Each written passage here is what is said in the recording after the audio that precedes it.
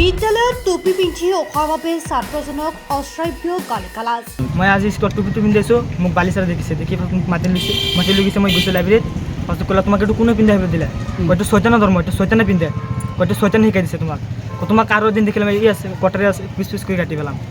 তাৰ পিছতে বিদ্যালয়ৰ পৰা বাহিৰ কৰি দিয়া হৈছে ছাত্ৰগৰাকীক। ধৰণী ছাৰ আমাৰ হিন্দী ছাৰ দেখিছে, দেখি মোক মাতিছে, তুমি যোন টুপি পিন্ধি আহিবা তুমি মাৰত যাব, স্কুল পঢ়িব নালাগে। পিছতকে তোমাক স্কুলৰ পৰা ওলাই দিছে নেকি? হয়, 11 বজাত ওলাই দিছে। টুপি পিন্ধাৰ কাৰণে ওলাই দিছে। হয়, কোনে ওলাই দিছে? বালিচাৰে। ছাত্ৰজনক অশ্ৰাব্য গালি-গালাজ কৰাৰ অভিযোগ শিক্ষকৰ বিৰুদ্ধে। বালিচাৰে আৰু বহুত গালি পাৰি থাকে, ধৰ্মক লৈ, মা দেউতাক লৈ কিবা বেয়া গালি দিয়ে না? বেয়া গালি দিয়ে, ক্লাছত গ'লেই হ'ল। শিক্ষক বালিৰামে ছয়তানৰ ধৰ্মলৈ বিদ্যালয়লৈ কিয় আহিছা বুলি প্ৰশ্ন কৰে ছাত্ৰজনক। ফাৰ্ষ্ট ক'লে তোমাক এইটো কোনে পিন্ধাই দিলে? হয়তো চৈতানৰ ধৰ্ম, এইটো চৈতানে পিন্ধে, হয়তো চৈতানে শিকাই দিছে তোমাক আৰু এদিন দেখিলে মই আছে কটাৰী আছে পিছ কৰি কাটি পেলাম। আৰু লাঠি এটা লৈছিল মোক মাৰিবলৈ। লাহৰীঘাটত বিদ্যালয়ত টুপি পিন্ধি অহাৰ বাবে অশ্ৰাব্য গালি-গালাজ পাৰি বিদ্যালয়ৰ পৰা বাহিৰ কৰি দিয়া হৈছে এগৰাকী ছাত্ৰক। ধূপগুৰি মাধ্যমিক বিদ্যালয়ৰ শিক্ষক বালিৰাম বৰদলৈৰ বিৰুদ্ধে এই অভিযোগ উত্থাপন কৰিছে ছাত্ৰ জহিৰুল ইছলামে। নৱম শ্ৰেণীত অধ্যয়নৰত ছাত্ৰ জহিৰুল ইছলামে বিদ্যালয়লৈ টুপি পিন্ধি আহিছিল। টুপি পৰিহিত ছাত্ৰজনক দেখি শিক্ষক বালিৰামে ছয়তানৰ ধৰ্মলৈ বিদ্যালয়লৈ কিয় আহিছা বুলি প্ৰশ্ন কৰাৰ লগতে ছাত্ৰজনক অশ্ৰাব্য গালি-গালাজ কৰি বিদ্যালয়ৰ পৰা বাহিৰ কৰি দিয়ে। তোমাৰ নাম কি? মহম্মদ জহিৰুল ইছলাম। কোন ক্লাছত পঢ়া? ক্লাছ 9ত পঢ়ো। কি হৈছে কোৱাচোন? মই আজি স্কুলত টুপিটো পিন্ধাইছোঁ, মোক বালিচাৰে দেখিছে, দেখি মোক মাতি লৈ গৈছে। মই গৈছোঁ লাইব্ৰেৰীত, ফাৰ্ষ্ট ক'লে তোমাক এইটো কোনে পিন্ধাই দিলে? হয়তো চৈতানৰ ধৰ্ম, এইটো চৈতানে পিন্ধে, হয়তো চৈতানে শিকাই দিছে তোমাক আৰু এদিন দেখিলে মই আছে কটাৰী আছে পিছ কৰি কাটি পেলাম। আৰু লাঠি এটা লৈছিল মোক মাৰিবলৈ। ধৰণী ছাৰ আমাৰ হিন্দী ছাৰ দেখিছে, দেখি মোক মাতিছে, তুমি যোন টুপি পিন্ধি আহিবা তুমি মাৰত যাব, স্কুল পঢ়িব নালাগে। আৰু আগতে বহুত গালি বিয়া দিছে, বাহা দিছে। টুপি কি তুমি প্ৰথমৰ পিন্ধি আনা আজি আহিছে পিন্ধি? আৰু 2-3 দিনমান আহিছোঁ। আগে পিছে পিন্ধি আহিছিলে নেকি, নে আজিয়ে প্ৰথম আহিছে? আৰু 2-3 দিনমান পিন্ধি আহিছোঁ। আগতে একো কোৱা নাছিলে? নাই। আজি মানে হঠাৎ তোমাক এনেদৰে ক'লে? হয়, ছয়তানৰ ধৰ্ম। হয়। আৰু এই পিছতকে তোমাক স্কুলৰ পৰা ওলাই দিছে নেকি? হয়, 11 বজাত ওলাই দিছে। টুপি পিন্ধাৰ কাৰণে ওলাই দিছে। হয়। কোনে ওলাই দিছে? বালিচাৰে। এনে কি পঢ়াই তেখেতে? সেয়া স্কুলত। হেড টিচাৰ ন? হয়। তোমালোকৰ ক্লাছত কি পঢ়ায়? একো ছাবজেক্ট নপঢ়ায়। হেড টিচাৰ বাইদেউহে ইয়াত? বাইদেউ ইয়াত আমাৰ 9-10ৰ বাইদেউ, আৰু বালিচাৰ 6-7-8ৰ।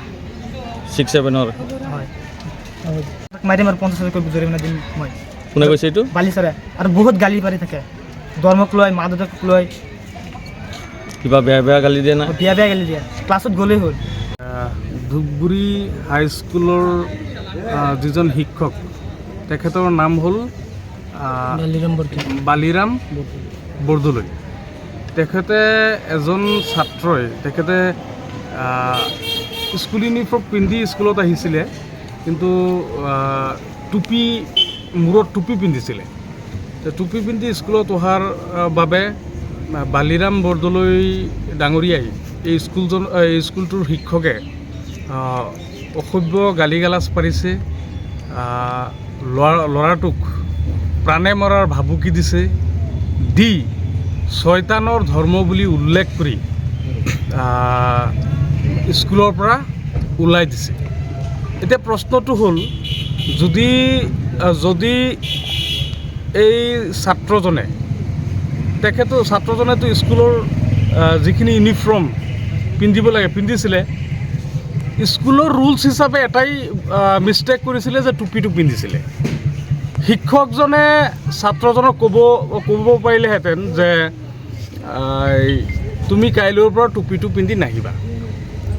এইটো নকৈ ছাত্ৰজনক অসভ্য গালি-গালাজ পাৰি এনেকৈ আমি শুনিবলৈ পাইছোঁ, এনেকৈ ছাত্ৰজনে উল্লেখ কৰিছে যে মাৰি পেলাম, কাটি পেলাম, 1 মাহৰ দৰমহা যাব, হেন তেন এনেধৰণৰ মন্তব্য কৰিছে। এই কথাখিনি কি বুজায় যে আল্টিমেটলি ছাত্ৰজনক প্ৰাণে মাৰাৰ ভাবুকি দিছে। গতিকে প্ৰথম কথাটো হ'ল, কোনো ব্যক্তিয়ে কোনো ধৰ্মকো এনেকৈ অপমান কৰিব নোৱাৰে, ছয়তানৰ ধৰ্ম বুলি উল্লেখ কৰিব নোৱাৰে। গতিকে 1 নম্বৰ কথা, শিক্ষকজনে সমগ্ৰ ইছলাম ধৰ্মকে অপমান কৰিছে এই মন্তব্যটো কৰি। দ্বিতীয়টো কথা, এজন ছাত্ৰক প্ৰাণে মৰাৰ ভাবুকি দিছে, দ্বিতীয়টো ভুল তেখেতৰ।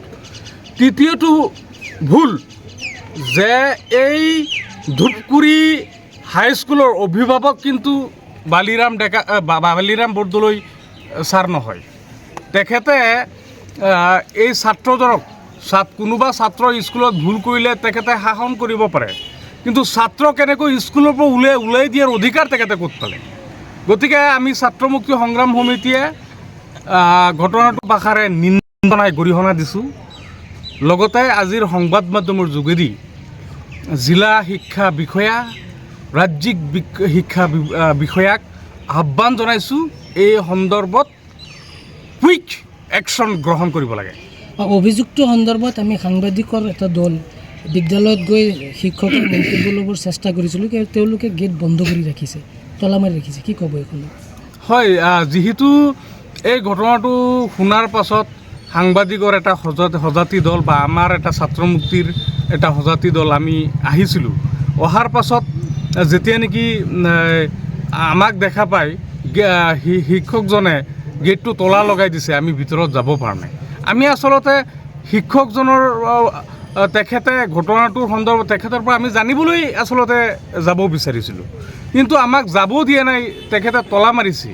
এই কথাটোকে জল পটকৈ প্ৰমাণ কৰে যে শিক্ষকজনে নিশ্চয়কৈ ভুল কৰিছে আৰু ছাত্ৰজনে অভিযোগ কৰা অভিযোগখিনি সম্পূৰ্ণৰূপে সঁচা কথা। বহুত গালি গালাজ পাৰিছে। সিহঁতে কৈ আছে তহঁতৰ ধৰ্মটো ছয়জনৰ ধৰ্ম হয়, ইছলাম ধৰ্ম। তাক কৈছে, সি কৈছে কিয়াৰ কাৰণে কৈছে আপুনি টুপি পিন্ধি আছে, আপুনি ভালদৰে বুজাই দিব লাগিছিল তাক।